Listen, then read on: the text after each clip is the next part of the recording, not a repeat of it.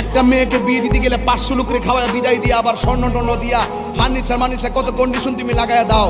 মনে হচ্ছে যে মেয়েটা জন্মগ্রহণ করার কারণে মেয়ের বাপের একটা দায় হয়ে গেছে, একটা বিপদে পড়ে গেছে। কত কষ্ট করে একটা মেয়েটাকে মানুষ করে, আবার সেই মেয়ের বাপের উপরে যে আজকে বিয়ে করার পরে যে লোকটা তোমার শ্বশুর হবে শাশুড়ি হবে, এই লোকটাকে তুমি কষ্ট দিয়া 500 লোকের চাপাই দিলা, আজকে এত কন্ডিশন দিলা। মনে হয় যে মেয়ের একটা বোঝা হয়ে গেল। যেই খাবার তুমি খাওয়াইতা এই খাওয়ান উল্টা মেয়ের বাপের উপর চাপ দিচ্ছ। লজ্জা করে না তোমার? এই হাত তুলে বলো ঠিক কি না বলো। অপসংস্কৃতি বন্ধ করতে হবে। আজকে অনেক মেয়ের বাবারা অনেক শঙ্কিত, অনেক চিন্তিত, অসহায় বাবারা মেয়েদেরকে নিয়ে একটা বোঝার মতো পড়ে গেছে। আজকে থেকে ওয়াদা হলো আমরা বিয়ে কয়েক ছেলেরা যারা বিয়ে করে নাই হিসাব করো, এত ফ্রেন্ডসকে খাওয়াই কি লাভ আছে? খাওয়াই লাভ আছে? কোনো লাভ নাই, কোনো লাভ নাই।